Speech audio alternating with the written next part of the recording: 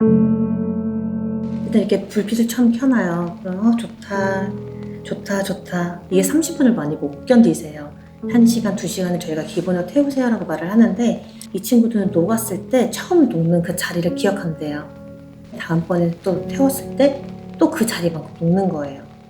시간이 더 지나도 뒤에 이만큼이 남아있는데 나 저번에 요만큼까지 녹았었는데 난 이만큼만 녹는 아이야 라고 기억을 한대요.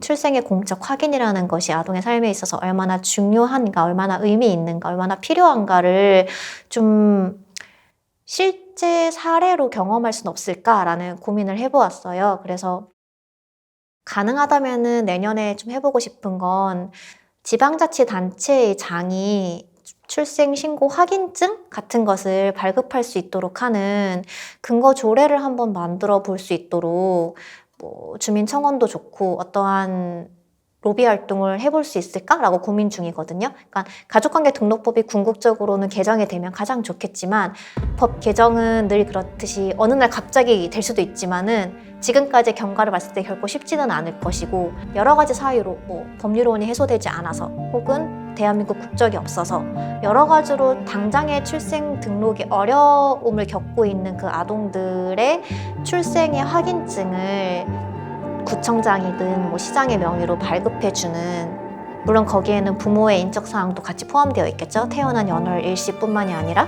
이제 그런 확인증을 발급해주는 근거를 만들고 그것이 공적 기록으로서의 출생 등록의 의미를 알리는 하나의 사례가 된다면 그 사례가 누적됨으로써 좀 법 개정에 힘을 실어줄 수 있지 않을까, 이제 그런 고민을 하면서 사업 계획을 구상해 보고 있습니다. 그리고 그게 동별로 분리가 돼서 받아야 돼요. 그래가지고 동별로 인원수를 다르게 해서 받아야 되는 거예요? 그리고 서명권 위임자는 저희들은 그 위임자 중에 역동성이 있는 그룹 3분의 1, 그냥 그런 기관이나 단체 등 종사자들 분들 나머지 3분의 2 이렇게 되잖아요. 근데 역동성이 있는 한 30명 그룹들은 다 같이 받아줬거든요. 그리고 이제 서명 받을 때 유의사항. 저희의 가장 큰 고민은 저희가 직접 하는 일이 아니라 사실은 시흥시 주민들이 움직이게끔 동력을 가져다 드리는 역할이거든요. 이 이슈를 확산시키고자 하는 게 초점이기 때문에 이제 이거를 현지 주민들이 어떻게 이해하고 필요성을 실감하고 그걸 주변에 확산시킬 것인가. 법무부가 늘 반론으로 제기하는 게 출생신고 안 된 애가 몇 명이나 되느냐, 1%도 안 된다. 그러면은 도대체 출생신고 안 된 아동이 몇 명이나?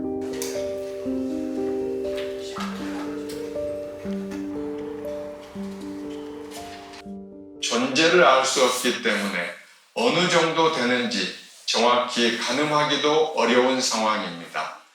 이에 법의 사각지대가 발생하지 않도록 출생과 동시에 아동 권리가 보호받고 보장받을 수 있는 체계를 마련하는 것이 시급한 시점입니다. 지난해 주민등록번호나 외국인 등록번호 없이 사회 보장관리번호로 고용료를 수급받은 아동 수를 추출해보니 412명이나 되었습니다.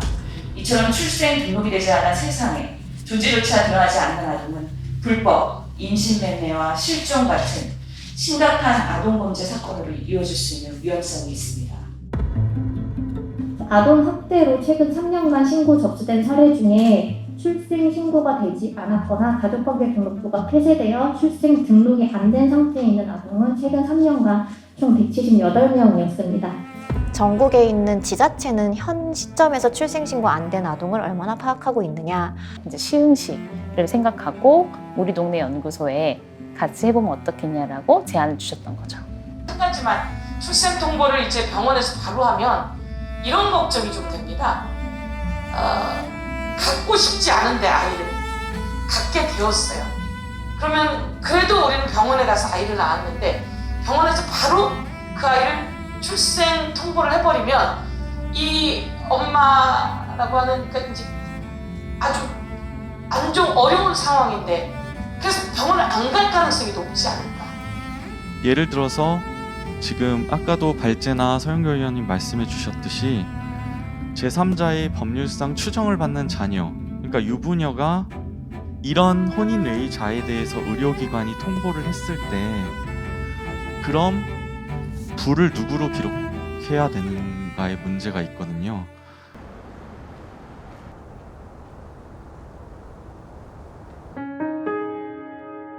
사실 저희는 그냥 살고 있는 동네를 살고 싶은 동네로라는 캐치프레이즈를 가지고 활동을 하고 있는데, 그럼 살고 싶은 동네의 지향점이 뭐냐라고 했을 때, 그죠? 여기 동네에 살고 있는 모든 구성원이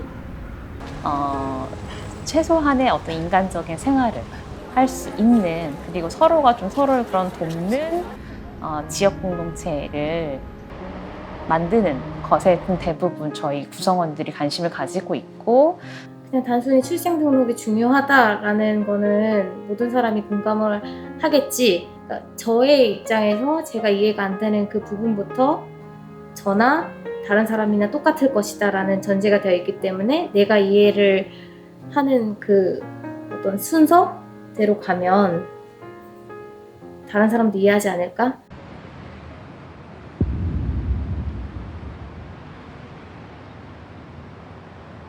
근데 저희 지금 마음이 어떡하지? 늦게 끝내드리면 안 되는데. 부모를 확인할 수 있을 때 출생신고를 하도록 되어 있는 규정이 있고요. 이후부터는 다양한 사례를 통해서 출생신고가 부모가 직접 하지 않을 경우에 굉장히 복잡하고 시간이 오래 걸리는 문제를 좀 소개해 드리고 싶어요.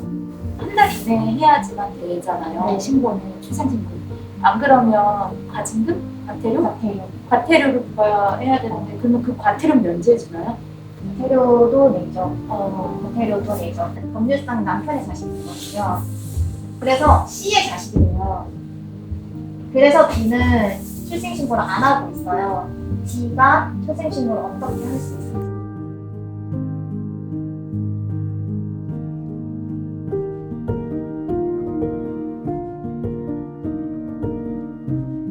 원래 남편이랑 이혼하고 재혼을 해야 됩니다. 이혼을 해도 혼인 중에 태어났기 때문에 친자관계는 해소해야 합니다. 기남자와의 친자가 아니라는 거를 증명을 하고 이혼하고 네. 분하고 이제 친자라는 걸 또 증명하고 여기서 채택을 할 수 있는 사람은 B밖에 없어요. 또는 C가 해야 되는 거죠. A에 대해서. 그런데 지금 B는 하지 않고 있는 상황이고 C는 모르는 상황인 거죠, 사실은. B는 A의 특별대리인 A 입양. 네? 신고를 하지 않으면 입양은 할 수 없어요. B가 출생신고를 할 수가 없어요. 없어요? 네. B가 출생신고를 하는 순간 C의 아이가 되니까. 그러면은 원래 남편이랑 이혼하고 재혼을 해야 됩니다.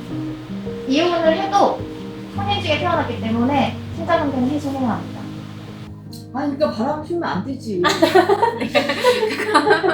출생신고를 못하게 이렇게 공고한 가족제도 안에 네. 아니면 소위 정상가족 제도 안에서만 출생신고가 가능하도록 지금 현행 법이 그렇긴 해요. 실은 가족관계 등록부에 아이가 출생되고 그게 등록되는 그런 방식이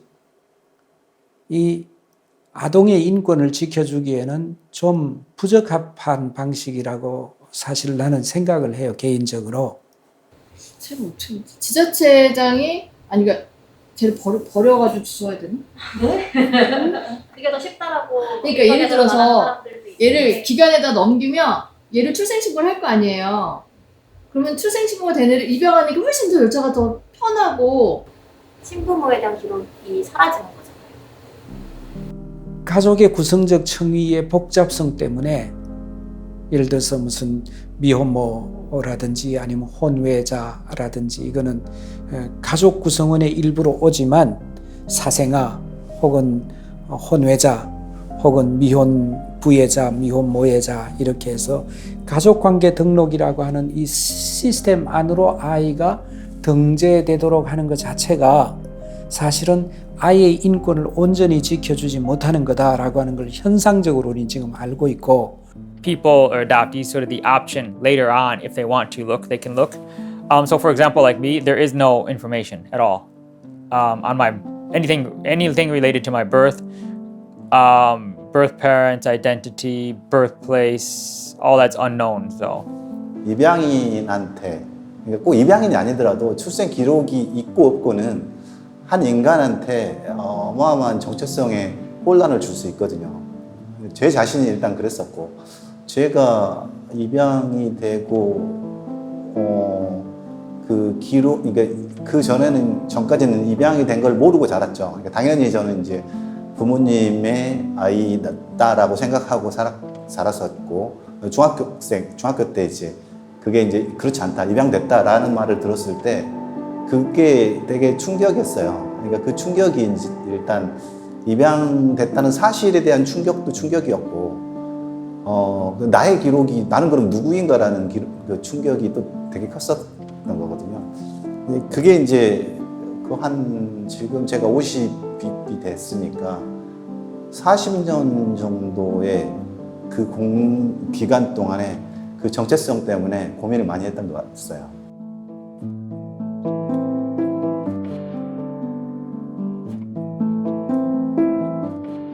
그러니까 아이가 보이기 시작하더라고요, 셋째 나니까. 근데 아이가 딱 나서 봤는데, 그러니까 제가 입양돼서 갔을 때 나이쯤 됐던 것 같아요. 1살 때였으니까. 1살 조금 넘었을 때인데, 애를 딱 보는데 갑자기 막 눈물이 막 얼컥 쏟아지는 거예요. 그러니까 갑자기 나도 이유를 모르겠는데 갑자기 그런 거예요. 그러니까 애가 나한테 뭐라고 해요. 근데 눈물이 막 쏟아지면서 내 자신이 막 보이는 거예요. 그 아이를 통해서. 가만히 생각해보니까 내가 요만할 때 엄마의 품을 떠나서 다른 데로 갔겠네. 남자친구하고 사이에서 이제 임신이 됐고, 그리고 아들을 출산했는데 결혼으로 이어지지 않았어요. 그래서 이제 친정 엄마가 아이를 입양 보내면 좋겠다라고 말씀하셔서 그래서 입양을 보내게 됐어요. 그때는 딩크족을 꿈꿨던 것 같아요. 그냥 아이 없이 우리가 행복하게 살자 이랬었는데, 제가 아이들 가르치는 일을 했었거든요, 미술. 그러면서 아이들 항상 만나다 보니까 또 아이들이 너무 예쁜 거예요. 그리고 부모 역할을 해보고 싶다는 생각이 들었는데, 그때 마침 한 아이가 설아 선생님이 우리 엄마였으면 좋겠다 이 얘기를 하는데, 그게 저한테 가슴에 확 박히더라고요. 그러면서 부모가 된다는 게 어떤 건가, 그런데 꼭 내가 낳지 않은 아이의 부모가 되는 것도 괜찮지 않나, 이런 생각이 들어서 입양을 생각하게 됐어요. 축하한다 이 말 한마디도 안 해주잖아요. 그리고 내 애를 낳았어. 우리는 애 낳는데 축하한단 말이 아니라 어떡하냐가 먼저 나오는 거잖아, 사실은. 뭐 어떡하네? 애를 낳는데?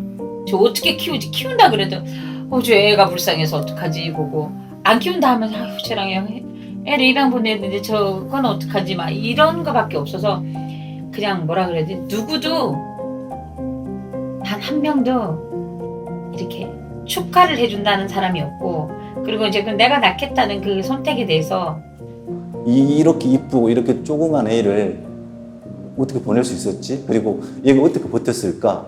그런 생각이 들더라고요. 그러면서 되게 힘들었어요. 한 3년을 힘들었어요. 바젤에 살고 있는 우리 그러니까 23세 된 여자 청년 하나가 자살해서 죽었어요. 내가 입양인들을 알지 못했어요. 스위스 살면서도. 입양의 본질은 한마디로 세퍼레이션이다. 세퍼레이션. 분리, 세퍼레이션. 세퍼레이션이다. 입양의 본질은 이거다, 자기는.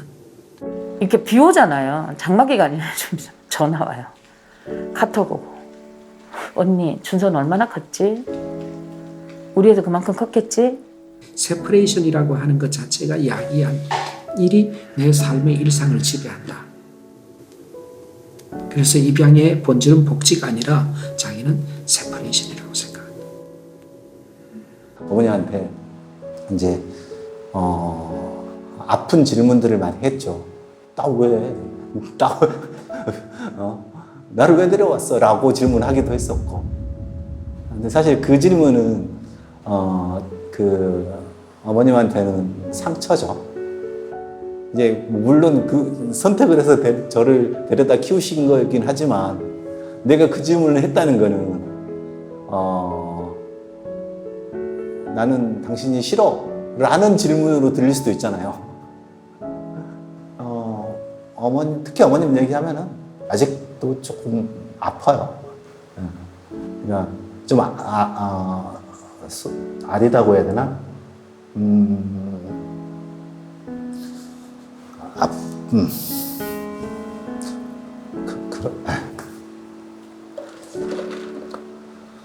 그러네. 아유, 말을 못 읽겠어요. 아직까지는 그래요. 미안한 것도 있고 고마운 것도 있고 그렇지만 그래도 궁금한 것도 있고 감정이 이렇게 좀 섞여 있는 것 같아요. 나는 엄마도 아니다. 내가 이러려고 진짜 왜 입양했지? 나한테는 사랑이 없다. 과연 이 아이를 내가 사랑할 수 있을까? 그리고 계속 포기하지 않을 수 있을까? 이런 고민에 매일매일 힘든데 그래도 그 시간을 포기하지 않고 도움을 받으면서 갔더니 지나가더라고요. 예. 그런데 이제 입양 자녀들이다 보니까 내가 낳아서 키운 자녀랑 좀 다른 역할을 해줘야 될 게 있어요. 뭐냐면 아이들의 그 역사와 정보, 자신이 누구로부터 태어났고 어떻게 지금의 삶으로 들어왔는지가 아이는 이해가 되어야 되잖아요. 그래야 그게 자기 자신이라고 받아들이고 정체성을 형성해 가잖아요. 그 부분을 아주 열심히 도와줘야 되는 게 입양 부모의 역할 중에 하나거든요. 그것을 하는 게 좀 어렵기도 해요. 왜냐하면 아이들이 이런 상실을 받아들이고 이해하는 과정이 시간도 오래 걸리고 그것을 부모가 되게 안전하게 계속 버티면서 받아줘야 되거든요. 모든 아동이 공적으로 등록되어 보호받을 권리를 보장하겠습니다. 또한 병원 밖 출산 등 부작용을 최소화하기 위해 보호출산제가 함께 도입될 수 있도록 하겠습니다. 아동의 출생신고를 못하는 사람들은 혼외자라든지 미혼 부모라든지 사실혼의 부와 외국의 모 이런 상태에서 아이를 낳은 경우 이런 어려움이 있는 사람들일 겁니다. 그러면 결국 출생통보제를 도입을 하면 그 사람들은 의료기관을 와가지고 자기의 신분이 자기가 원하지 않음에도 불구하고 통보되는 이 상황에 대해서 회피할 우려가 굉장히 크거든요. 그래서 저희는 그런 어려움이 있는 사람들이 그 가명으로 상담을 하고 이러한 상담기관이 있다라면 어떤 임신 출산에 대해서 갈등하거나 고민이 있거나 본인이 어려움이 있다는 거를 말하고 그 지원을 받을 수 있는 그런 상담기관에서 이제 복지로 해결될 수 있으면 가장 쉽게 해결이 되는 거고요. 아니면 내가 보호 출산을 하겠다라고 한다라면 어떤 보호 출산의 절차로 이제 들어가는 거고. 그 출생 신고에 대한 이 법 국회 이번에 이 보호 출산법 이거는 나라 살리는 거예요. 생명 살리는 거예요. 이 법은 정말 나라를 걱정하고 조금이라도 그 나라에 대해서 생각해보고 유럽 쪽에 복지국가에 갔다 온 사람들은 아마 관심을 가지고 갔으면 이 법 성공한 건 다 알 거예요. 독일, 프랑스가 다 이렇게 성공을 했으니까 그 성공한 법을 그대로 받아들여서 이렇게 하면 안 되지. 왜 이렇게 성공하지 못한 법을 이번에 뭔 법이야 그게? 보편적 출산제 말씀이시죠? 보편적 출산제. 이게 보편적 출산제야 이거는 성공하지 못한 법이에요. 그래서 성공하지 못한 법을 주장하지 말고 성공하고 지금 잘 되는 법을 우리나라에서 지금 이렇게 베이박스에서 지금 하고 있으니까 하고 성공을 지금 하고 있는 이 법은 그대로 정부에서 이게 받아서 이렇게 하면 이건 이제 나라를 살리는 거니까 지금 별법 다 나오고 뭐 이렇게 돈 많이 주고 해도 안 되는 거 아니에요. 물론 그들의 선의를 부정하지는 않습니다. 그들이 굉장히 아동의 생명을 지켜야 한다라는 신념하에 최선을 다했다라고도 존중을 하지만 우선은 저는 베이비박스, 솔직히 이건 베이비박스라는 존재에 자체만으로 사실 아동의 유기라는 선택지를 고민하는 사람들에게 어떤 빠져나갈 구멍을 마련해 줬다라는 생각도 솔직히 들고요. 그러니까 아동의 유기를 정당화시키는 하나의 요인이 될 수 있다라는 조심스러운 말씀을 드리고요. 그리고 베이비박스로 기능하는 그 박스의 가장 큰 문제점은 아동의 공적 기록이 잠탈된다라는 거예요. 출생등록의 핵심은 내 부모가 누구인지 안다, 내 출발점이 어디인지 안다라는 건데 베이비박스에 유기된 아동은 나의 부모를 알 권리를 원천적으로 봉쇄당하는 거잖아요. 그 운영 주체는 아동을 유기하는 당사자, 베이비박스에 아동을 놓고 가는 당사자와 만나서 이제 상담도 하고 그들의 기록도 갖고 있고 또 일부는 뭐 쪽지 등으로 인적사항을 남겨놓고 간다라고도 하지만 그것은 사적 기관이 갖고 있는 하나의 운영인 것이고 결코 공적으로 기록이 관리된다고 볼 수는 없고요. 출생을 했을 때에 가명으로 출생 신고를 할 수 있는 제도가 열리면 출생 신고된 아이들은 보육원에 가지 않죠. 출생 신고된 아이들은 입양기관이나 또 그 위탁기관에 갈 수가 있습니다. 주민등록증은 이제 그대로 다 되고 이 가명이라고 하는 것은 가족관계 등록에 실리지 않는 거예요. 입양기관 갈 아이들은 입양에 가서 엄마가 이제 상담을 거쳐서 입양을 보내겠다고 했을 때는 가명 출생 신고를 해서 입양을 보내고 또 나중에 찾아가겠다. 1년 후에 찾아가겠다. 1년 후에 찾아가겠다 하는 아이들은 이제 위탁기관으로 보내는 거예요. 그리고 이 출생 신고된 이 내용은 가정법원에 아니면 그 여성가족부나 이런 정부기관에 이게 보고가 되면 연락할 수 있도록 나중에 성인이 되었을 때 본인만이 연락할 수가 있는 거예요. 그 국가가 하는 거예요. 여성아동청이 하고 그리고 많은 병원들도 국가성을 갖고 있는 그런 병원들이잖아요. 그리고 모든 그 아동 보호 체계가 국가의 틀 안에 있는 거예요. 근데 우리나라는 고아원들도 다 민간에서 하고 그 다음에 상담시설 거기는 이제 보호출산제를 하는데 상담은 민간기관이 하는 거예요. 너 보호출산제로 아이를 낳고 싶어? 민간기관이 해요. 그럼 민간기관이 병원을 소개를 해요. 병원을 소개해서 아이를 낳아요. 아이를 낳으면 그 아이의 진짜 엄마에 관한 기록은 민간기관이 작업해가지고 봉투 속에 감추고 그 서류를 이 민간기관이 만든 출생등록에 관한 서류를 민간기관이 만든 거를 시군구청장에 보내주면 시군구청장은 이 안에 있는 내용은 볼 수가 없고 이렇게 이 안에 있는 내용은 사실 NCRC로 가고 그냥 NCRC로 가서 거의 보관하고 그냥 가짜를 이쪽에서 시군구에 보내주면 시군구가 그거를 출생 등록을 하게 돼 있어요. 그러니까 시군구가 공무인데 국가의 공무가 그 사태의 진실을 알고도 이거를 숨겨주기로 시군구가 결정하면 좋은데 민간이 만들어준 서류를 시군구가 받아가지고 그냥 집행을 하는 거예요. 아까도 얘기했죠. 여기 이제 베이박스 왜 여기는 버려지는 곳이 아니다라고 하냐면은 엄마들이 아까 이야기 했나 모르겠다. 엄마들이 여기까지 오는 것은 이 아이만큼 살려야 되겠다. 제주도에서 오는데 16시간 걸려요. 비행기는 주민등록 번호가 없으면 안 태워주잖아요. 그러니까 배 타고 인천까지 왔다가 인천에서 택 타고 여기 오는데 16시간 걸려요. 16시간. 그래도 그 아이만큼 살리려고 중학교 2학년짜리가 데려왔다니까. 중학교 2학년짜리가. 18명이나 돼요. 제주도에서 여기 오는. 그래서 여기는 엄마들로 하여금 지켜진 아이들이에요. 버려진 아이들 아니에요. 지켜진 아이들. 보호된 아이들. 그래서 이게 이제 명칭도 좀 잘 쓰셔야 되지 않나 이런 생각을 좀 해봅니다.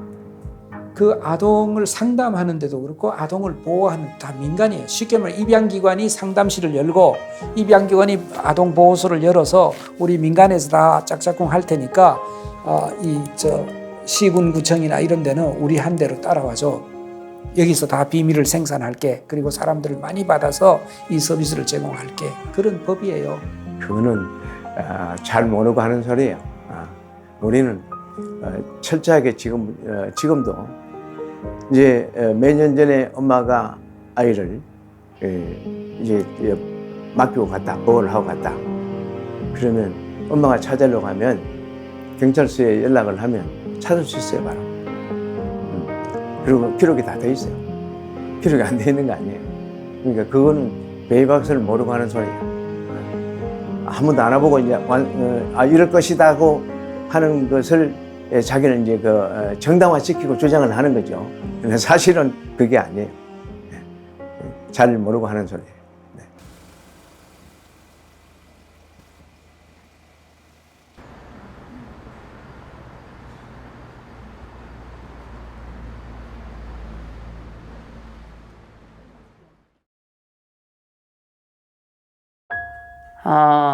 우리는 그동안에 미혼모들이 아기를 낳으면 입양을 많이 보냈잖아요. 뭐 지금도 사실 많이 보내니까. 근데 양육보다 입양이 빨랐어요. 단지 용기가 없고 사회적 편견이라고 얘기하는, 사실은 그 편견은 그 아이 엄마가 만들어 놓은 편견은 아니거든요. 그렇잖아요. 어른들이 그 편견을 만들어 놓고 그 아이 엄마한테 위협을 하는 거잖아요. 너 잘못될 수 있는데? 이러다 큰일 날 텐데? 네 미래가 어떻게 되면 어떡하려고 그러지? 어떻게 보면 협박인 거죠. 그 편견을 또 이용을 하고 또 협박을 하는 것이기도 한다는 생각이 들어요.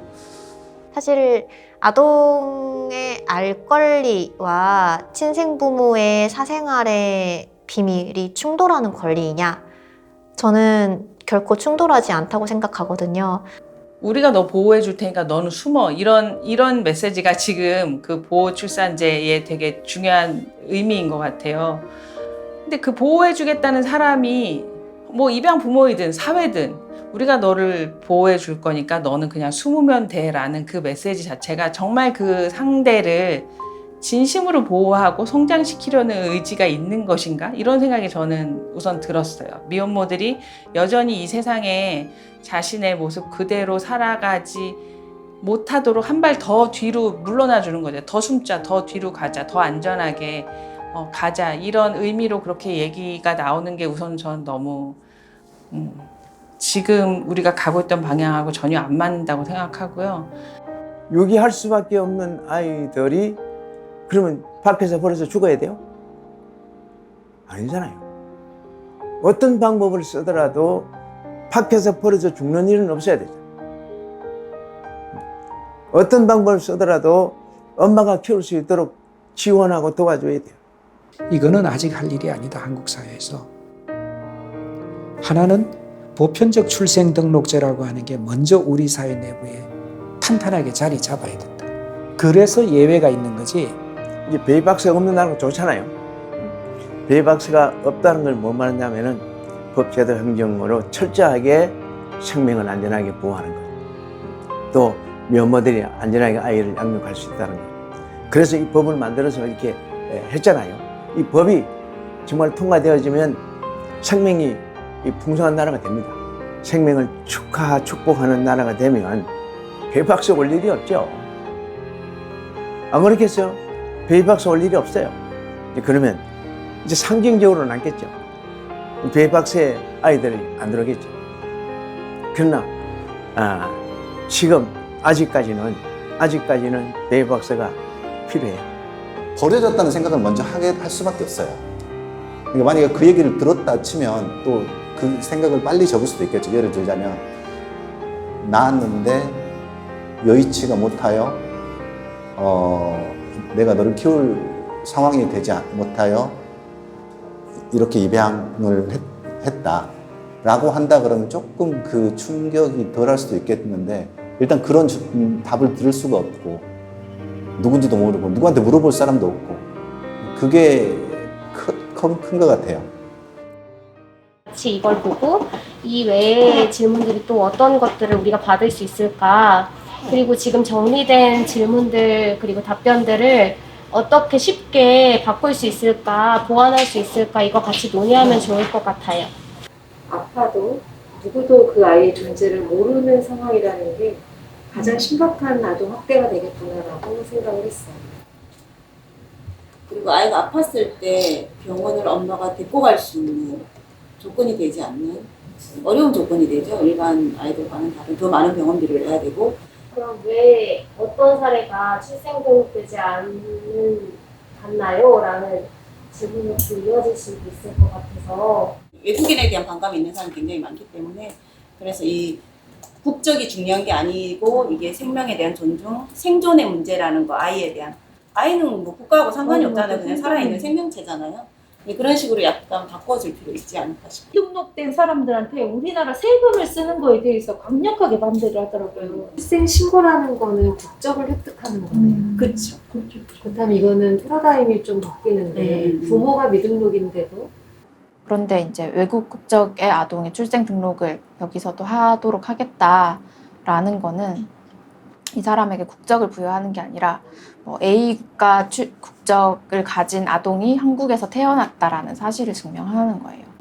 국적법 3조에 인지에 의한 국적취득이라고 해가지고, 그러니까 대한민국 국민이 아닌 자죠. 외국인이죠. 외국인인데 대한민국의 국민인 부 또는 뭐, 그러니까 아빠나 엄마가 대한민국 국적인데 배우자가 외국인인 경우에는, 그런 경우에 인지가 됐다. 그런 경우에는 따로 국적가를 신고를 법무부 장관할 때 신고함으로써 대한민국 국적을 취득할 수 있다. 법에는 그렇게 되어 있긴 해요. 그러니까 절차 하나가 더 있는 거긴 해요. 바로 대한민국 국적을 주는 게 아니고. 이렇게 출생 등록을 시켜주면은 외국인이면은 체류할 수 있게 해주는 거 아니냐, 라던가 뭐 국적을 주는 거 아니냐, 이렇게 오해들을 많이 하시죠. 그런 거 아니에요. 그렇게 되려면 또 굉장히 많은 법률들이 개정되어야 하고 굉장히 많은 제도들이 생겨나야 가능한 것이고, 지금 단계에서는 전혀 뭐 그런 효과를 주장하거나 뭐 기대하거나 예상할 수가 없죠. 기본적으로 한국 국적이 여기서 태어났다는 사실로 바로 부여되는 시스템은 아니에요. 한국은 속인주의 국가이기 때문에 부 또는 모가 한국 국민이어야 원칙적으로 국적을 받고, 그렇지 않으면 귀화를 해야 돼요. 귀화는 법무부의 심사를 받아서 허가를 받는 절차이고, 어떤 다양한 요건들을 봐요. 선량한지, 돈이 많은지, 한국의 문화에 대해서 잘 이해하고 있는지, 이런 것들을 시험을 보고 합격을 해야지 귀화를 할 수 있는 거예요. 부모가 아이를 낳았을 때 이 엄마가 미등록에서 이제 한국 국적을 땄을 때 이 아이도 한국 국적을 따기 위해서 어떤 서류를 제출해서 하는 거네요. 그때 다시. 이게 보통 근데 저희도 그렇게 생각했던 것처럼 딴 사람들도 보편적으로 그렇게 생각할 것 같기는 해요. 출생 신고되면 한국 국적 얻는구나. 우리가 왜 그렇게 됐으니까. 오늘 제일 포인트는 우리가 UBR을 알게 된다는 선생님들께는 상식인데 저는 막 처음 듣는 얘기라. 이게 저 같은 사람이 많을 거예요. 그래서 왜 국적을 주려고 그래? 막 우리나라 난민들은 우리나라 국민으로 만들겠다는 거야? 막 이럴 때 말씀하신 보편적 출생 등록이라는 거야 라고 이제 쉽게 얘기를 해줄 수 있겠네요. 그리고 어쨌건 이 땅에서 태어난 그 아이의 생존을 이 땅에서 기본적으로 보장을 해줘야 되지 않겠어? 그리고 그 누구에게서 태어났어의 기본적인 증명서야. 이렇게 설명을 저는 하고 싶습니다. 소리 때문에 아무것도 못 들었는데, 소장 선생님 죄송해요. 한 번만 다시 얘기해 주세요. 아니요. 다 들으신 건데. 그래서 이게 보편적 출생 등록이다라는 것도 사실은 입에 잘 안 붙고 조금 생소한 용어일 수 있을 것 같아서. 엄마가 한국 국적자였어요. 그랬는데 엄마가 출생신고를 안 하고 미혼 부인 아빠가 그 외국 국적자이고 혼자서 아이를 양육을 한 거죠. 그래서 이제 엄마가 출생신고를 결과적으로는 이제 우편을 통해서 신고를 해주셔서 아이가 한국 국적을 취득할 수 있게 됐어요. 그 이후에 아빠와의 관계를 바로잡는 소송이라거나 이런 것들이 더 따라갔죠. 저는 이거밖에 생각이 안 나서 생존. 초점이 딱 생존이었거든. 그 아이의 생존. 국적자는 한국에 그 출생 등록을 할 수 있는 장부가 없어요. 그래서 이제 태어나더라도 그 사실을 어디다가 기록하고 뭐 증명서를 발급을 받는다던가 그런 시스템 자체가 없기 때문에 다 이제 그 태어났을 때 뭐 부모의 국적이 외국 국적자여서 한국 국적을 바로 취득할 수 없으면 뭐 본국의 대사관에 가서 출생 신고를 해라라는 게 대한민국 정부의 입장이죠. 현재까지도. 저렇게 외국인인 아이를 굳이 찾아서 왜 혜택을 줘야 돼? 라고 말을 하면 그 아이는 외국인이건 우리나라이건 상관없이 생명이 있는 아이인데 그 생명을 존중해줘야 되지 않겠어? 살아갈 수 있게끔 그래도 살아남을 수 있게끔 생존할 수 있게끔 해줘야 되는 기본적인 것이 이 출생 등록이다라고 말하면 어떨까요? 한국에서는 이 아이들에 대한 기록이 있어야 되지 않나라고 생각이 되는데 아까 말씀드렸듯 우리의 가족관계 등록법은 출생신고가 부모가 한국 국적인 경우에만 가능하도록 해놨기 때문에 부모 모두가 외국 국적인 경우에는 출생신고를 할 수 있는 방법이 없어요. 근데 단 한 가지 이거는 출생신고는 아닌데 병원에서 보통 이제 산부인과에서 아이를 낳으면은 의사가 출생 확인서 같은 거 한 통 이제 떼어주잖아요. 그런 것들을 동사무소나 이런 데 가가지고 이게 말도 좀 어려운데 특종신고 서류 편철장이라는 것이 있어요. 그래서 그 병원에서 떼어준 서류 정도를 그냥 이렇게 수리하는 거예요. 받아두는 거거든요. 그래서 이런 서류를 우리 뭐 사무소에서 받았습니다 하고서 이렇게 받아두는 역할을 하는데 그러면은 이 아이의 출생신고가 된 거 아니냐라고 말할 수 있지만 전혀 그런 효력은 없습니다.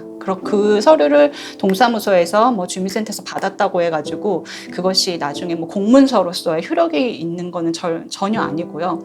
그것을 받았다고 해서 이 아이의 보험이라던가 나중에 뭐 학교 들어갈 때 통지서가 날아온다던가 뭐 이런 것들은 전혀 효력이 없는 문서이기 때문에 사실상 출생신고가 되지 않는다고 볼 수 있습니다.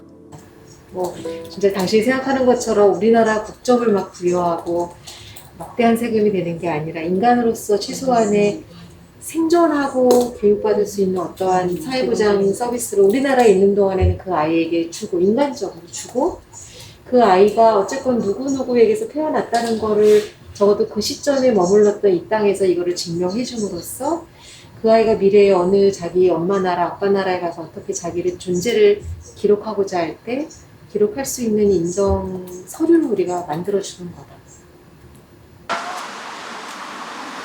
저 먼저 들어갈게요. 2020년 9월에 출생한 아동이고요. 그리고 어머니는 리투아니아 국적이고 사실 아버지는 이제 한국인 남성으로 추정은 됩니다. 다만 지금 한국인 아버지와는 추정되는 아버지와는 이제 연락이 닿고 있지 않고요. 그래서 작년 9월에 출생을 했는데 그 이후에 이제 그 엄마인 리투아니아 국적 여성이 바로 사망을 했어요. 이 아동에 대한 출생 신고가 됐었어야 되는데 이제 등록이 되어 있지 않아서 다만 이제 그 이후에 이 아동의 이제 외할아버지죠. 리투아니아에 계시는 이제 외할아버지, 그러니까 외가 쪽 친척들이 이제 연락을 받아서 그러면 이 아이는 우리 손주니까 내가 이제 보호를 하겠다라고 해서 이제 이 아이를 어떻게 하면 리투아니아로 잘 데려와서 보호를 할 수 있는지 사실 그 부분이 이제 문제가 되었습니다. 근데 그 과정에서 출생 신고를 해야 되는데 외국인이기 때문에 한국에서는 등록할 수가 없거든요. 그래서 리투아니아에 출생 신고를 하기 위해 필요한 서류 갖추러 왔습니다. 그러니까 원래 공문서라는 건 그 나라 국적의 관공서에서 발행하는 문서가 공문서인 거잖아요. 근데 우리나라에서 어떤 문서를 발행했다 해서 그 문서가 진실하고 신뢰할 수 있는 문서인지 그 나라에서 확인을 하기 위해서는 문서를 발행한 국가와 문서를 받는 국가 모두 대사관을 거쳐야 하거든요. 그런데 아포스티유 협약에 가입한 국가끼리는 이 인지를 첩부하면은 그 자체로 그냥 그 문서의 진실성을 인정해주는, 그래서 공문서의 진실성을 입증하는 절차를 좀 간소화시키는 데 쓰이는 절차죠. 제가 보기에는 체류를 하기 위해서 애를 낳았다라는 주장은 너무 아이를 쉽게 생각하는 거 아닌가라는 생각이 들고 그분들은 그렇게 그런 목적으로 아이를 키울 수 있는 사람들인가? 출생 등록과 체류 자격은 같이 가는 문제는 결국 또 아닌 것 같아요.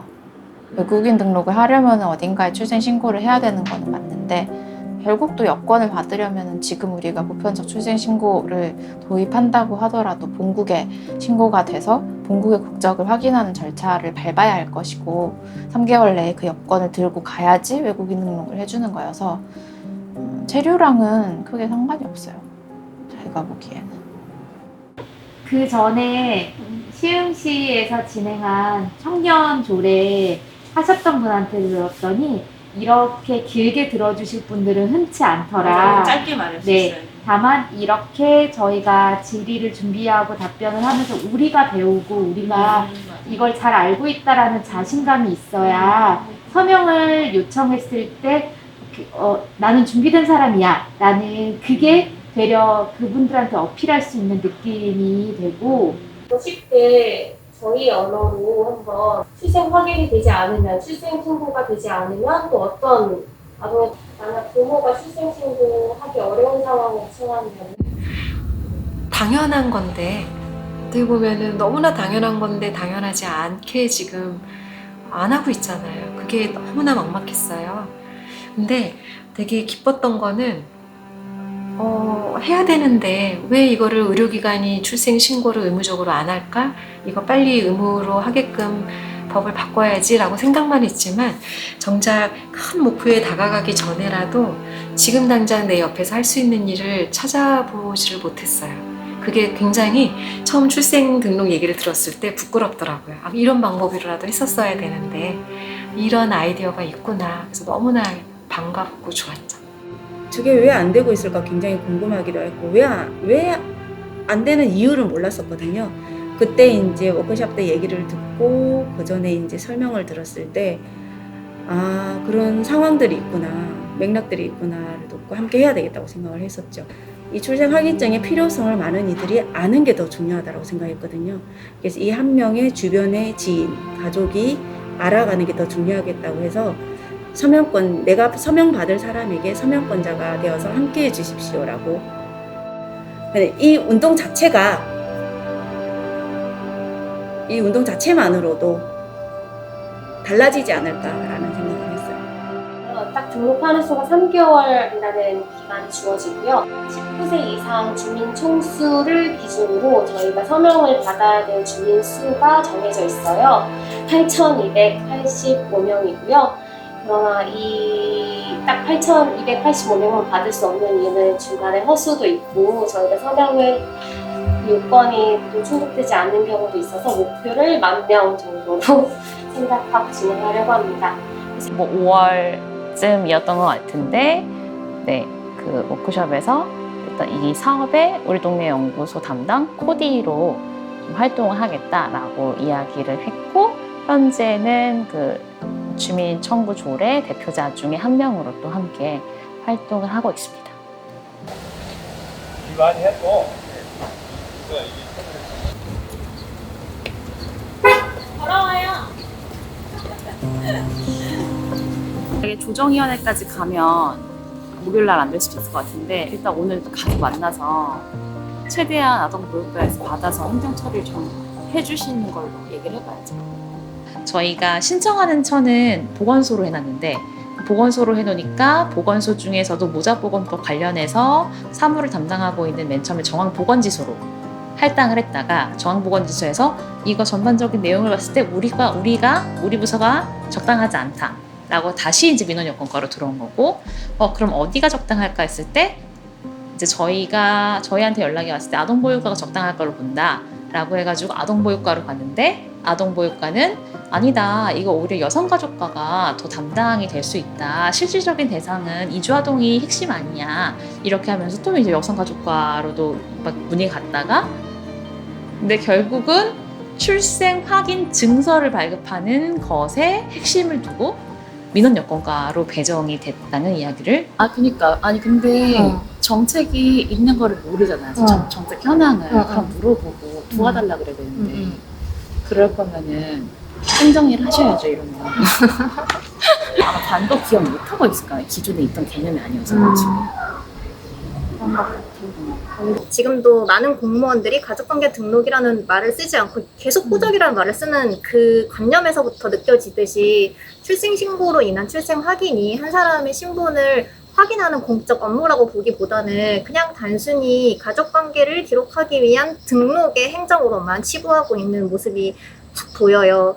그러니까 이 출생 확인의 의미, 중요성, 가치에 대해서 전혀 공감하지 못하고 메아리 치듯이 민원 여건가가 할 일인 것 같고 굳이 필요하다면은 국내법상 출생신고가 불가능한 이주아동에 대한 권리구제 정도로만 조례가 적용되는 게 맞지 않겠냐라는 말을 반복하시는 거죠. 이게 확인증을 발급해 주는 거 아니냐. 그러면은 민원에 대한 어떤 그런 확인 발급 사무는 민원 여건가가 하는데 그러니까 민원 여건가가 적당하지 않냐라는 의견에 근거해서 그렇게 가지 않았을까 생각이 들어요. 애초에 그런 신청서를 접수하는 부서기 때문에 그렇게 갔던 거고 실은 적당한 부서가 할당되지 않은 채 민원 여건가로 배정이 돼가지고 지금 민원 여건가 1차적으로 8월 초에 개시하려고 했던 것을 저희가 8월 17일로 옮겼었죠.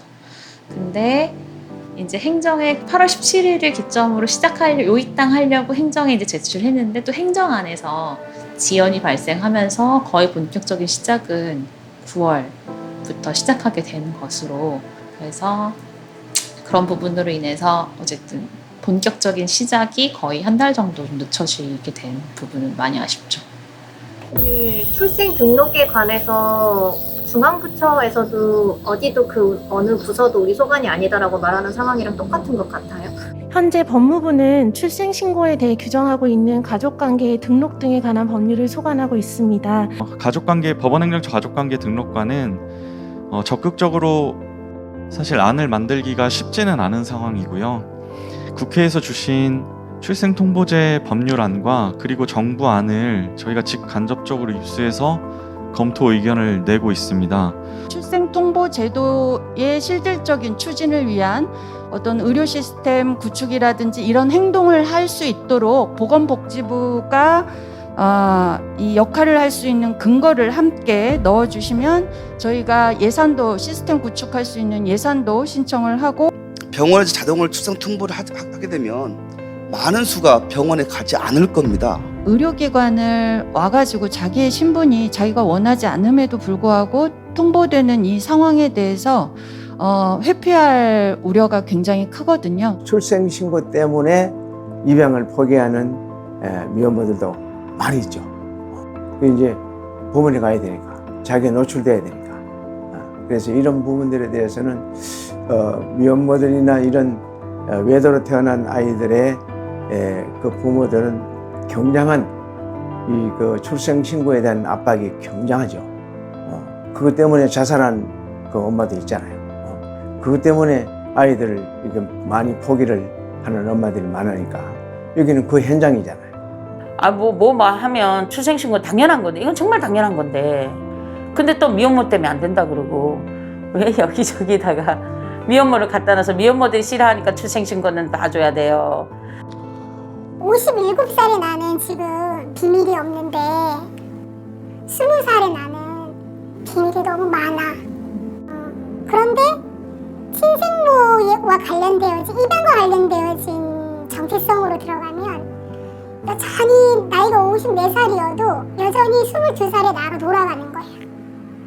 자기 말로는 입양을 할 건지 양육을 할 건지 어머니가 결정하셔서 이렇게 나한테 질문을 던졌지만 결론적으로는 입양을 계속 권했던 거지.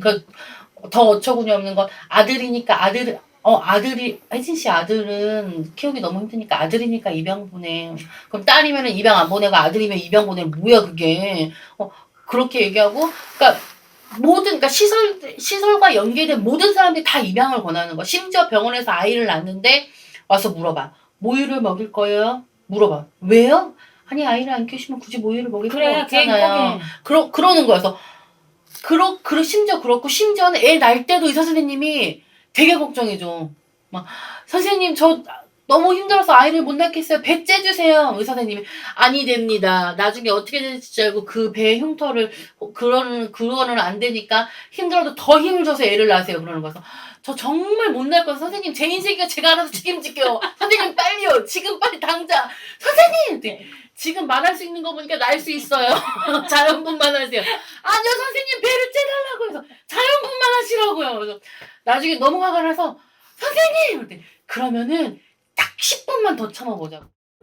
아이의 감정과 어른의 감정 두 가지가 겹쳐요 이제. 제가 만약 어렸더라면 화부터 냈겠죠. 그래도 지켜야지. 엄마가 낳았잖아. 엄마가 낳았으니까 지키는 게 맞는 거 아니야? 내가 낳아달라고 엄마한테 얘기한 적은 없잖아. 어쨌든 그 결정도 엄마가 했으니까 엄마가 지키려고 노력을 해야지. 엄마 삶은 당연히 중요하겠지. 그치만 내 삶은? 이라고 얘기했을 것 같아요. 아기였으면. 혼자서 임신한 게 아닌데 이 문제에 대해서 혼자 해결해야 되는 거예요. 저는 아이 놓고 나서도 키우고 싶어서 엄마한테 내가 키우면 안 되냐고 몇 번을 울면서 매달렸으니까. 왜냐면 어리잖아요. 어리죠. 그러니까 그런데 그 어린 엄마가 또 임신을 한 거예요.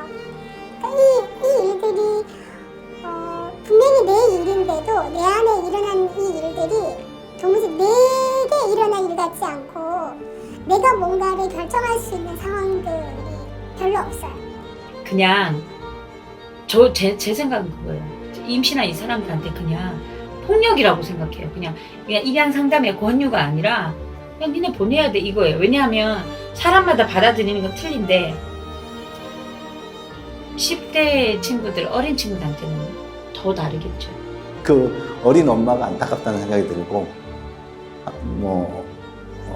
도와주고 싶다는 생각 이런 생각이 들어요. 어른으로서 내가 도와줄 수 있으면 좋겠다. 내가 도와줘서 저 아이를 키울 수 있게 했으면 좋겠다. 그런 생각이 들어요. 출생신고를 못해서가 아니라 그 전에 베이비박스 오기 전에 이미 상담을 하고 이런 뭐 정보도 주고 지원 체계도 알려주면 베이비박스 안 갔겠죠.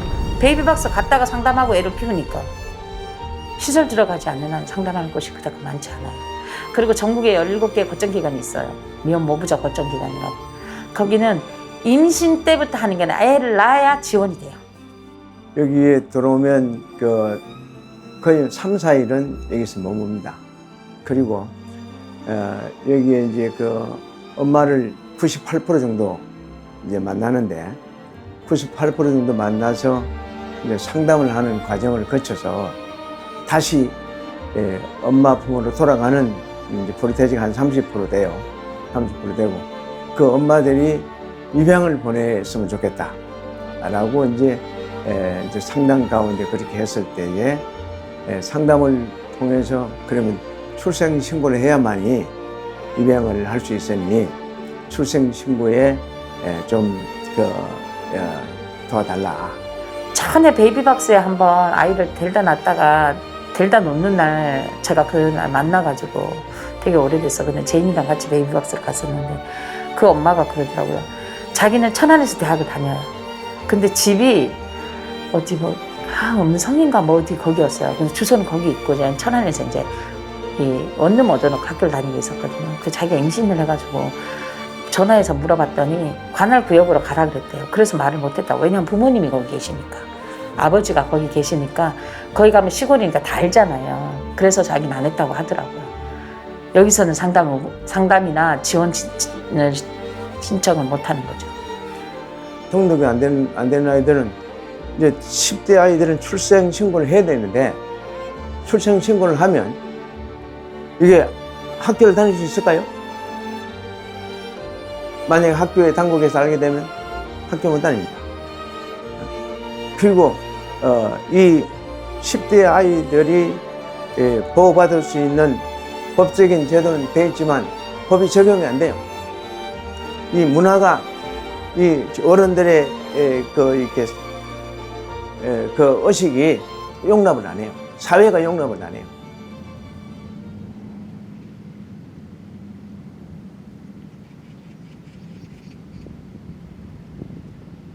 때 왜 예전 논의할 때 시흥 시민이 물론 다 되긴 하지만 구역별로 받아야 될 서명 수가 있던 거 아니었어요? 상관없대요? 아 그러면 상관없겠다. 저 그게 되게 부담스럽거든요. 그 얘기 있어가지고. 그쵸. 그런 건 요건 맞추기 어려운데 너무 그거는 어려워요. 지금 시흥 꼭 그 뭐죠? 서명권자가 그 사람한테 일일이 찾아가서 받아야 되는 건가요? 그 위임자가 돼야 돼요. 위임자로 처음부터 시에 등록해야 돼요.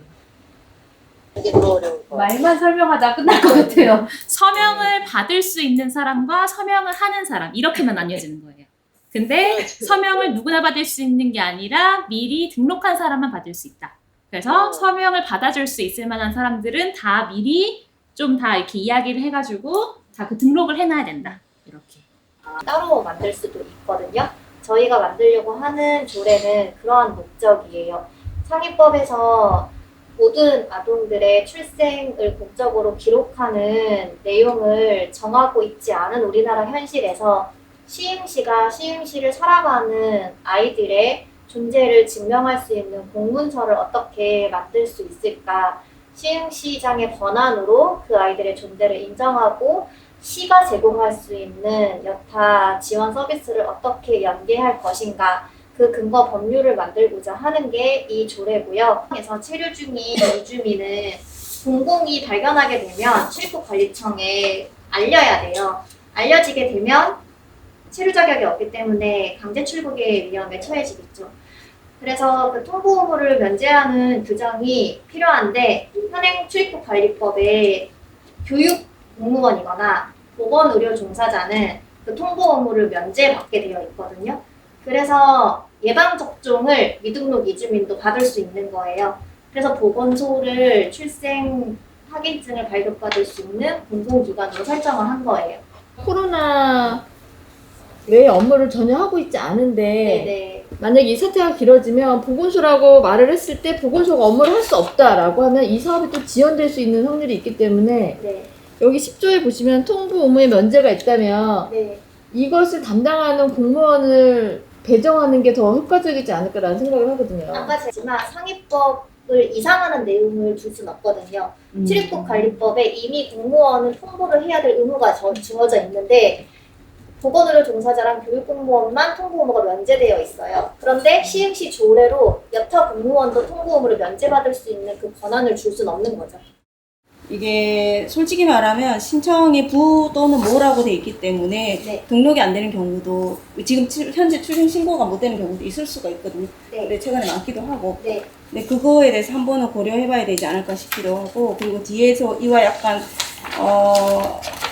이렇게 연계돼서 생각하면 뒤에 4-2에 출생 확인 신청서에는 의사나 조산사가 작성한 출생 증명서를 첨부해야 된다 했는데 이것 때문에 출생 신고가 안 되는 아이들도 많아요. 어쨌든 혈연 관계가 입증되지 않은 누구나 출생 확인 신청을 하도록 하는 것 또한 법의 테두리를 벗어나는 거기 때문에 이 부분을 어떻게 커버할 것인지는 좀 더 고민이 필요한 사항입니다. 기본적으로 병원의 출생 증명서 같은 소명 자료는 필요하다라는 것은 좀 염두에 두셔야 될 것 같아요.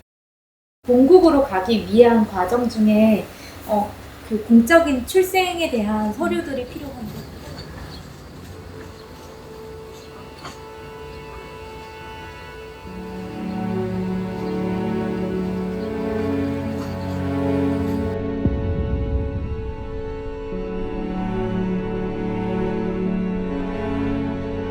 그 지역아동센터 협의회장한테 연락을 해서 지역아동센터가 40개 정도 있거든요. 거기 다 센터장님들 한번 해가지고 간단한 것 같은 거를 하는 거예요. 이래서 출생 등록이 안 되는 경우가 있어요. 저래서 출생 등록 안 되는 경우가 있어요. 이걸 사례사례 설명하기에는 너무 번거롭고 또 한편 너무 저마다 다른 생각을 노출시키는 위험도 있고 아까 여기 공무원이 말씀하신 것처럼 부모가 출생신고를 하지 않는 경우까지 개입을 해야 하냐라는 반응이 나올 수도 있으니 그걸 케이스로 접근하기에는 조심스러운 부분이 있고 어떤 개념에 대한 공통적인 이해가 있으면 바로 설명할 수 있는데 그래서 가족관계등록법에 기반한 게 뭔데 이제 이게 되기 때문에 그 부분이 지금 핵심인 것 같아요. 초반에 사람들한테 이걸 알리는 방법. 좋은 일이니까 나도 함께하고 도와줄게 정도지 이거에 약간 당사자라든가 혹은 이러한 지금 사안에 대해서 내가 굉장히 전문적으로 알고 있다든가 활동했던 영역이 아니어서 그런 걸 발표하는 것까지는 다를 수 있지 않을까 하는 생각도 드는데 사망한 아이를 뒤늦게 발견했다. 이 아이의 존재를 알고 있었다면 사망을 막을 수 있지 않았을까. 출생신고가 안 된 채 9살이 돼도 학교를 못 간 아이를 발견했다. 우리가 이 아이를 알고 있었다면은 학교를 다닐 수 있도록 조치를 취하지 않았을까. 이제 이런 접근이 필요해서 맞아요. 그런 사례들을 언급을 한 거예요. 그에 대한 반론, 국정 문제나 이런 거에 대해서 그런 유연함의 연습이 좀 필요한 것 같아요. 그러려면 아무래도 선언권자 모집도 중요하지만 모집된 사람들이 정말 자신감이 있어야지만 사실 진짜 열심히 물어보는 사람 많지 않거든요. 시간도 그렇게 많지도 않고. 성인 안소정 선생님 두 분이 좀 주도적으로 한번 시도를 해보는 모습. 우리가 어떤 부분에서 어려움을 느끼는지, 처음 맞닥뜨린 사람이 어떤 질문을 던져오는지 그런 걸 오늘 사실은 체험하는 시간이 될 것 같아요.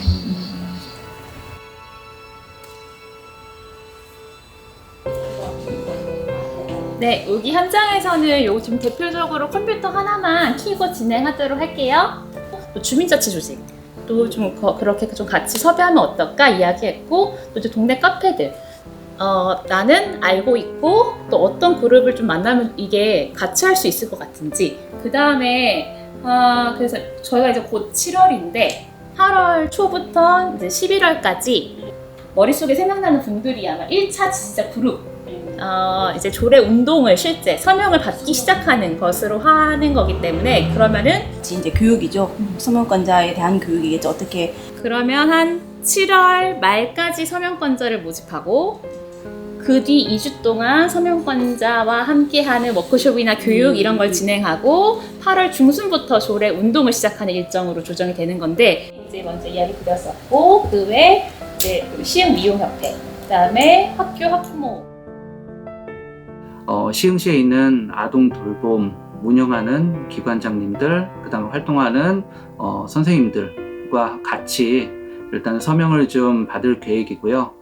그렇게 온라인, 오프라인 또 기관의 조직적인 어떤 권자분 등록해서 미임신고증 발급까지 완료된 분이 181명.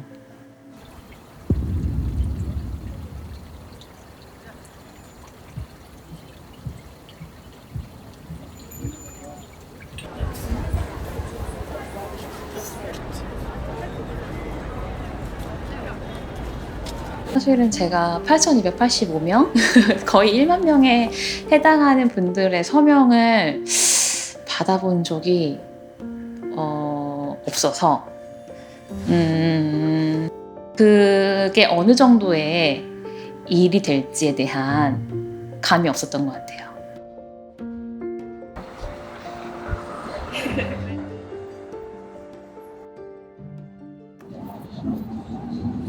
동별로 구분해서 쓰기 너무 어렵다. 시민을 위해서 주민 발의를 하는 건데 꼭 이걸 동별로 따로 써야 한다는 이 조항은 너무 불편합니다.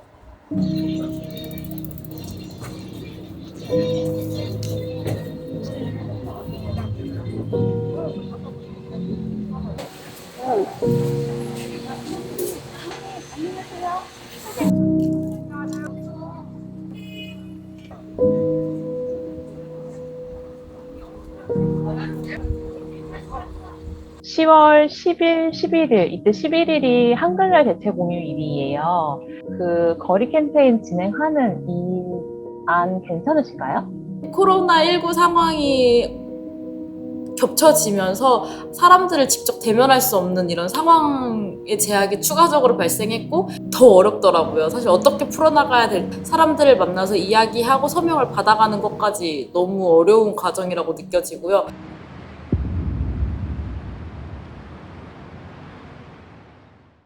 그러면 저희 이제 추석 빼면 진짜 거의 한 달, 10일, 한 달 반 정도 이제 남았거든요. 우리의 목표대로 10,000명을 채우기 위해서 다 같이 파이팅하고 스타트 지금 4단계 연장된 거잖아요. 근데 그래서 10월 4일 이후는 좀 괜찮지 않을까 싶어서 그러면은 이야기 주신 대로 10월 뭐 9일, 10일 요 주간부터 그냥 매주 캠페인을 진행한다고 생각하고 여력이 드는 한 여기에 공감하는 사람들이 서명을 받아주는 것, 그 다음에 거리에서 서명을 받는 것, 이 두 가지가 좀 가장 효과적인 걸 확인을 하긴 했어요. 어쨌든 이 주변에 사람들한테 이걸 소개하고 실제 서명을 받아줄 수 있는 지역 내 인플루언서들, 좀 발이 넓은 분들을 최대한 많이 확보하는 게 관건이겠다라는 생각은 그 경험에 비춰가지고 하게 됐던 것 같아요.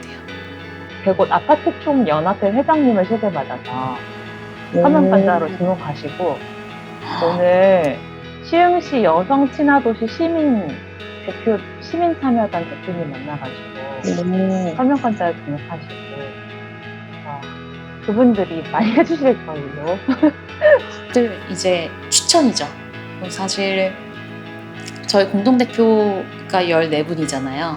그래서 그 대표분들이 또 그 활동하시는 기관이든 혹은 잘 아는 지인이든 통해가지고 서명관자 등록하신 분들도 계시고, 또 아주 비율이 높진 않지만 그래도 뭐 적지 않은 수가 저희가 초반에 우리 이런 거를 하고 이런 시흥을 함께 좀 만들어가면 좋겠습니다 라고 시민들을 설득할 수 있는 기회들을 거리 캠페인을 통해서 만들 수 있는 건데, 시흥 시민 1만 명의 서명 기회를 발휘할 수 있는 서명을 받고 있는데요.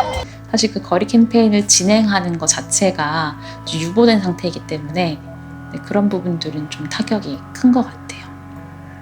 일단 지자체 차원에서 최소한 이 아이가 언제 누구를 부모로 해서 태어났다라는 그 증명서를 발급해 줄 수 있는 정도로 사용할 수 있게. 지금 10월 3일까지 4단계 연장된 상태인데 그 이후에 단계가 낮아지면 바로 그 다음 주말부터는 거리 캠페인을 병행하자 이렇게 이야기한 상태입니다.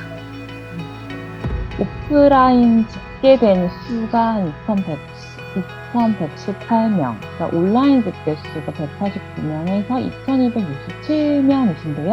8월 26일부터 서명을 개시했는데 거의 9월 둘째 주에 위임신고증 발급되고 추석 연휴 끝난 다음에 좀 본격적으로 시작한 상황을 좀 고려하면 약 1개월간 한 지금 1만 명 목표의 4분의 1 정도 도달한 상황으로 보입니다. 그래서 지금 11월 25일이 서명 마감인데 1개월 정도 남은 상황이고,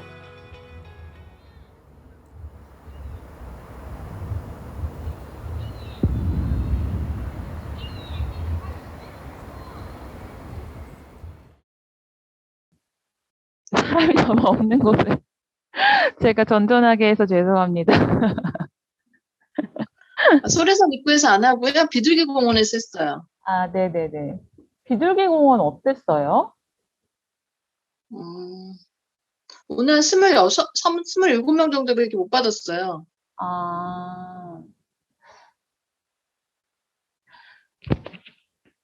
그 시간 쓰신 거에 비해서는 그렇죠. 그냥 앉아 계신 분들한테 설명하고 전단지 나눠주고 전단지만 받는 분들이 계시고 어떤 분이 그러시더라고요. 이렇게 서명하면 개인정보 다 누출돼서 불안하다 이런 말씀하시고, 이걸 왜 시민들이 하냐, 시의원들이 알아서 해야 되는 거 아니냐. 그래서 뭐 일단 청원을 해가지고 할 거다 조례를 그랬더니 국회 가서 피켓을 이 시간에 들고 있으면 더 효과적이지 않겠냐. 이게 시흥시가 할 문제가 아니라 전국적으로 해야 되는데 왜 이렇게 사람들 고생을 시키냐 뭐 이러면서 그냥 이렇게 하지 말고 국회에 가서 서명받는 사람들이 200명이면 200명이 국회에서 그 앞에서 피켓팅을 해라 이렇게 얘기하시는 분도 계셨어요.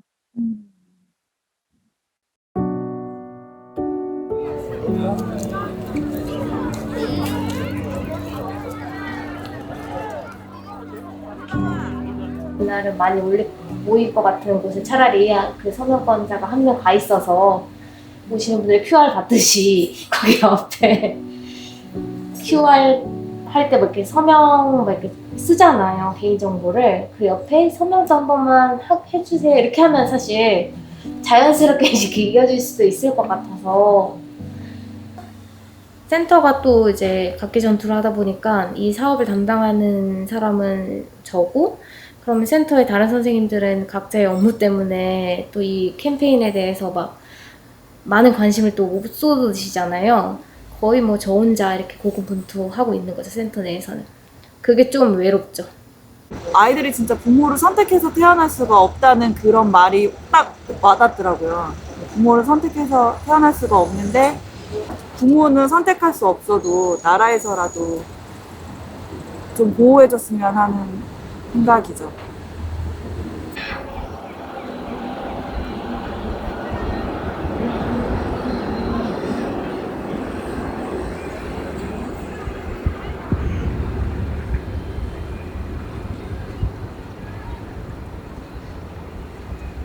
입양이 나쁜 것은 아니잖아요. 그리고 아이가 부끄러워할 일도 아니고 부모는 당당할 수 있지만 아이는 당당하다 안 당당하다의 차원이 아니라 그 자체가 상실이에요. 얼마나 힘들었겠다 이런 생각이 들잖아요. 얼마나 힘들어요. 자기가 통제할 수 없는 상황 가운데 계속 던져져야 되는 게 입양인의 삶인데. 어떤 느낌이냐면 내가 어디서 어떻게 태어나고 내 진짜 친생 부모가 누군지 모르기 때문에 가졌던 게 그럼 나는 누구야? 그러니까 누구냐는 게 누가 나를 낳은 거지? 그리고 나는 버려진 건가? I go to a doctor's and they'll ask me all the time, what is your family history? Well, I don't know. Right? So that's a question that a lot of doctors will ask you. What is your family history about this issue, that issue? And then I just go, I don't know because that's never recorded, right? Because I don't know who the birth parents are. 내 공백을 내가 만든 건 아니지 않는가? 이 공백을 왜 나한테 준 거예요? 그거를 그 답을 듣고 싶은 건데 들을 데가 없는 거죠. 왜? 기록이 없으니까. 잘 키우셨지만 아이는 내가 누구인지 모른 채 자라는 거예요. 늘 뭔가 붕 떠 있는 것 같고, 그러면 나를 포기한 이 친생가족과 지금의 입양부모 사이에서 나는 그러면 늘 혼란스럽죠. 내가 둘 중에 하나를 선택하기도 어렵고, 이걸 어떻게 통합해야 갈지를 아무도 알려주지 않으니까 굉장히 힘들게 성장하는 거예요. 그래서 입양이라는 것은 그 태초에 아주 연결돼 있던 깊은 연결로부터 분리가 일어나서 새로운 곳으로 오는 것이기 때문에 그 분리가 아주 섬세하고, 만약에 꼭 분리해야 한다면 아주 섬세하고 느리게 분리해서 이 아이의 어떤 역사나 기록이 하나도 소실되지 않도록 보내는 부모도 노력해야 되고, 기관의 실무자도 노력해야 되고, 아이를 받아들인 입양 부모도 그런 걸 다 잘 챙겨서 아이와 함께 받아들이면서 아이의 역사를 그대로 보존해주는 그런 태도가 너무 중요하고요. 그래야 아이는 새로운 곳에서 나의 역사를 그대로 이어서 나는 그 이전이나 지금이나 그게 다 나라는 거. 그게 다 나라는 것을 통합해 가면서 크는 거죠. 그러면 결국 나중에 컸을 때 나의 생부모님으로부터 받은 나의 어떤 이런 유전적인 특성들, 그리고 지금의 부모님으로부터 받은 삶의 어떤 유산들, 혹은 영적인 유산들, 이런 걸 다 통합해서 그래, 그게 나야. 내 인생은 이 모든 것이 다 나를 만들었다라고 이제 받아들이고 그 삶에서 행복해 갈 수가 있죠. 네, 그게 아주 중요한 부분인데 그게 그동안은 정말 많이 유실됐었어요. 사실은 저희 이제 서명권자 분 중에 한 분이 이 이야기를 드렸더니 한번 초록우산 어린이재단에 연락해보라고 그 김동민 팀장님을 소개를 해주셨어요. 그래서 연락을 드렸고, 근데 연락드렸더니 그냥 뭐 저희 다른 서명권자분들처럼 협력해 주시는 것을 넘어서 좀 적극적인 단체 실무력을 좀 보태가지고 함께 할 수 있을 것 같다라는 의지를 좀 내비쳐 주셔가지고, 초록우산 어린이재단 경기아동庇護센터도 단체 차원에서 좀 같이 결합해서 힘을 실을 의지까지 있다. 명분이 필요한데 기존에 어쨌든 우리 동네 연구소와 국제아동인권센터가 좀 같이 좀 추진해왔던 단계이지만 뭐 협력 단체로 같이 하는 걸로 해서 우리도 같이 하는 명분을 조금 가지고 가면 좋겠다라고 이야기를 주셨고, 근데 그럼 이왕 그렇게 하는 거 사실은 지금 기존의 서명권자분들이나 공동대표단 분들도 다 소속 기반 단체나 모임들이 있으신데 실은 거의 그 네트워크를 활용해서 이 조례운동에 함께 하는 개인으로 좀 참여하시는 게 컸거든요. 그러면은 그분들도 아예 단체로 같이 들어오는 걸로 여쭤보고 아예 협력 단체들을 다 띄우면 어떨까라고 해서 이제 기존에 결합해 계셨던 분들께도 협력 단체로도 함께 해주실 수 있는지 여쭤보고 그 다음에 그 외에 초록우산 어린이재단에서 관계하고 있는 아동청소년 관련 단체들에 또 이제 제안을 주셔가지고 협력 단체로 이렇게 확대가 된 거죠. 그리고 오늘 모이신 여기 선생님들 활동하고 계신 단체가 또 저희 이 조례 운동의 협력 단체가 될 것 같고요. 네, 심지어 부모를 확인할 수 없는 경우에는 시흥시장이 출생 확인증을 확인 가능한 모든 정보를 담아서 발행하도록 하게 되어 있고요.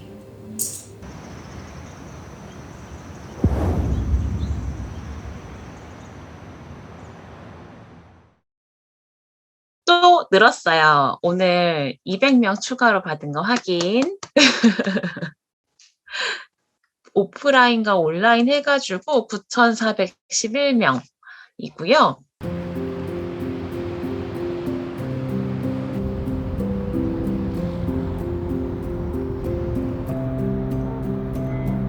그래서 배국 것까지 좀 정확하게 집계가 확인이 되면 10,000명 넘을 것 같고, 그 다음에 저희가 지난 금요일 날 행정이랑 확인한 게 행정이 직접 팩스로 좀 원본으로 좀 받아가지고 수합해서 정확하게 확인한 게 한 1,000명이 조금 넘었거든요. 근데 그 외에 이제 관련 단체들이나 동에서 받은 것들은 아직 수합을 안 한 상태예요. 1,000명이 넘었었어요. 그래서 일단 지금 기준으로 최소한 12,300명 정도는 되지 않을까 생각이 들고요. 그래서 원래는 저희가 많이 부족할 걸로 예상을 하고 25일까지 좀 최대한 다 설명을 받아서 그 주말에 좀 수합하고 정리를 하는 걸로 생각을 했는데 일단 이제 월요일부터 수합 들어가도 괜찮을 것 같아요. 그래서 저희 조기 목표 달성했다. 모두 고생하셨습니다. 네, 그래서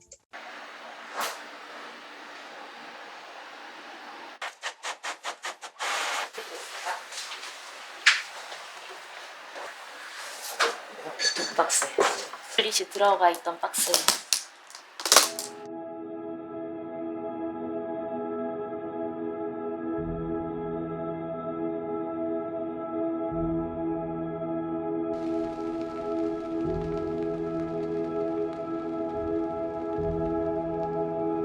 아니요, 될 거 없어요.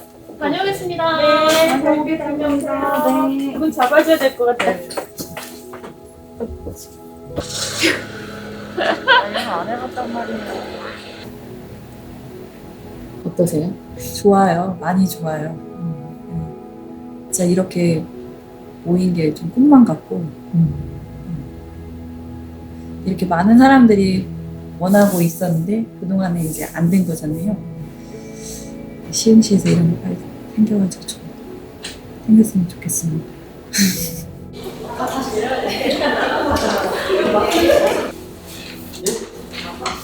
진짜 서명을 받아서 제출할 수 있게 된 것 같습니다. 네, 함께 해주셔서 감사합니다. 특별히 2만 명이 넘는 시민분들이 함께 해주셨다는 거에 일단은 좀 의미가 있는 것 같고요. 함께 해주신 시장님 여러분 다시 한번 감사드립니다. 관에서 너무나 많이 시장님을 비롯해서 관에서 많이 협조가 가능했기 때문에 사실 당초 계획보다도 너무나 놀라운 결과가 이루어지지 않았나라는 생각이 들고요. 주민참여 조례를 통해서 이렇게 뜻을 모아서 이 운동을 시작해 주신 이 모든 분들께 진심으로 감사드리고요. 그 과정 중에 코로나 때문에 어려움이 아주 컸음에도 불구하고 이 주민참여조례로 서명받는다는 게 얼마나 어려운 일이에요. 근데 그 과정 중에 대면 활동도 극히 제한된 상황에서 그렇게 이 숭고한 일을 해내신 분들께 정말 이 대표단 분들과 또 서명운동에 참여해 주신 모든 분들께 시정으로서 감사드리고 이제 의회의 판단에 고유의 권한이 있기 때문에 저희로서는 진솔하게 의원님들께 이 조례의 취지와 또 앞으로의 그 실천 과제들에 대해서 시 지평부로서는 시흥시 정부로서는 최대한 성실하게 말씀드리면서 의원님들 동기를 이끌어내는 길로 이렇게 가겠습니다. 그 한 아이를 찾아서 구해내는데 앞으로 우리가 어른으로서의 책임 다하는 시민들이 되셨으면 좋겠고 앞으로도 여러분들 훼손되지 않도록 더 빛을 발하도록 열심히 돕겠다는 말씀을 드립니다. 다시 한번 수고하셨다는 네. 아니 저는 약간 과제가 끝나지 않은 느낌. 아직 턱 하나 얹혀 있는 게 네, 여전히 해소되지 않은 느낌이긴 해요.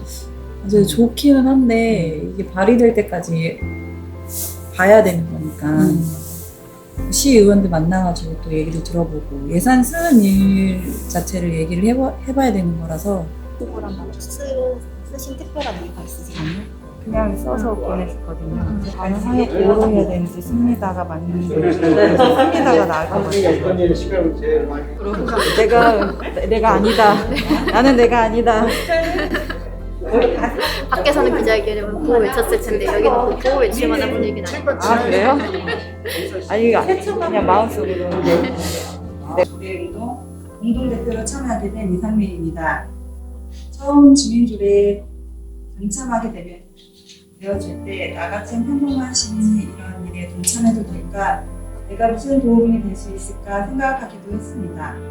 그러나 함께하기로 마음먹으며 출생어진 조례를 공부하다 보니 나와 같은 지역 주민들이 더 관심을 갖고 주민조례 서명운동을 더 열심히 해야겠구나 하는 생각이 들었습니다. 이 조례가 왜 필요한지를 공부하며 말도 안 되는 법안과 현실로 인해 보호받지 못하는 아동들이 많은 것을 알게 됐고, 부모를 선택해서 태어날 수 없는 아이들이 기본적인 권리조차 평등하게 보호받지 못하는 현실을 알게 되었습니다. 어떤 의미가 있는지 좀 말씀해 주셨습니다. 사실은 이거를 진행함으로써 저도 그렇고, 근데 그리고 최소 200명 이상의 시흥 시민들이 출생 미등록 상태의 아동의 문제와 이게 지자체 차원의 의지로 어떻게 풀릴 수 있을지 혹은 보완할 수 있을지에 대한 대안을 알게 된 거잖아요. 이 출생 확인증뿐만 아니라 이것을 매개로 해서 풀 문제들이 굉장히 더 많고, 접수증 나오면 접수증 들고 밖에서 사진 한번 찍고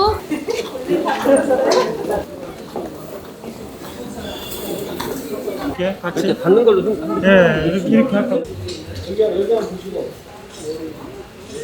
다 들어오세요. 저 찍어주실 거예요. 주간시흥 대표님이 찍어주실 거예요. 빨리 들어오세요, 빨리. 사랑합니다. 네, 좋아요. 이제 시작이죠. 뭐 여기까지 온 것도 기적 같긴 하지만 그래도 시민들이 의미를 안다라는 게 제일 중요한 것 같아요. 전문가들만 소위 떠드는 게 아니라, 아니면은 그냥 학대에 분노하는 것만이 아니라 또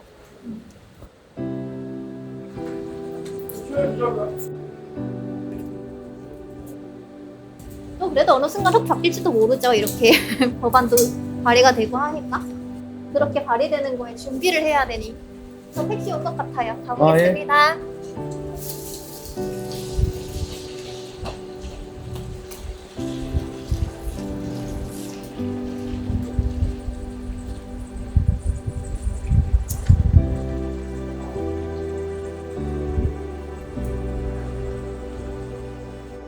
그냥 청구 요건 충족했다라는 걸 알았을 때는 그냥 다행이다?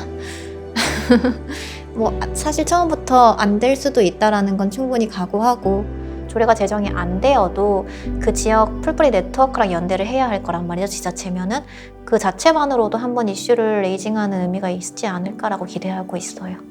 워낙에 조례 제정 청구 요건이 까다롭기도 하고 코로나가 계속되는 상황이기도 했고, 그래도 시작했던 거는 좀 사람들에게 더 다가갈 수 있는 주제로 이해되면 좋겠다라는 생각에 시작한 거였는데, 혹은 몇몇의 시민단체 활동가들만의 목소리가 아니라 지역 주민들이 모든 아이들의 삶을 지키겠다라는 그 마음가짐이 어떻게 내 삶에 들어올 수 있게 할 것인가, 그것을 바라면서 조례 운동을 시작했었고, 출생 확인증 조례가 만들어진다고 해서 큰 변화가 단번에 발생할 것이라고 기대하진 않습니다. 다만 출생 확인증을 발급하는 절차를 통해서 시와 주민과 의회가 좀 서서히 바뀌어 나가고 그것이 중앙부처에도 영향을 미치는 하나의 사례가 되기를 바라는 마음입니다. 이게 단지 특정 NGO 활동가 혹은 당사자 혹은 법률가들만의 문제의식이 아니라 사람들이 실제로 출생신고가 쉽지 않은 상황이 있다는 것을 좀 더 알고 거기에 내가 할 수 있는 일이 무엇인지를 생각해 보면 좋겠다라는 생각에 시작한 거였으니까. 왜 시의회가 직접 발의하게 하지 않고 이런 주민조례 제정 청구 운동으로 갔느냐. 그 어려운 길을 택했던 건 한 사람이라도 더 많이 알았으면 좋겠다 였으니까, 요건을 충족시키지 못했다 하더라도 크게 실망은 안 했을 것 같아요. 아쉬웠긴 했겠지만, 근데 놀랍게도 성공을 했으니 이제부터 다시 시작인 거죠.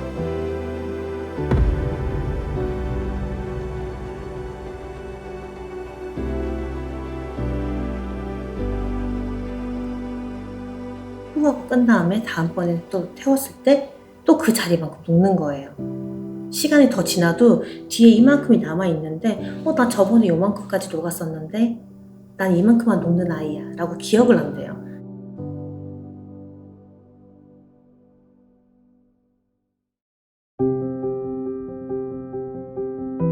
다음은 토론 순서에나 토론은 생략하고 바로 의결하고자 하는데 의원님들 이의 없으십니까? 이의가 없으므로 토론을 생략하고 바로 의결하도록 하겠습니다.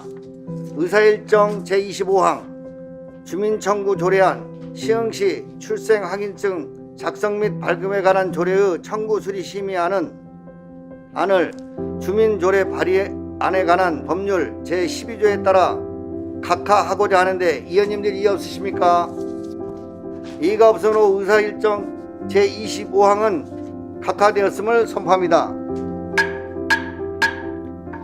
오늘 주민 청구 조례안이 비록 각하되었지만 부서에서는 이번 논의건을 바탕으로 취약계층 아동 복지를 최대한 고민하여 시흥시 아동들이 보호받을 수 있는 방안을 마련해 주시기를 주문드립니다. 네, 알겠습니다.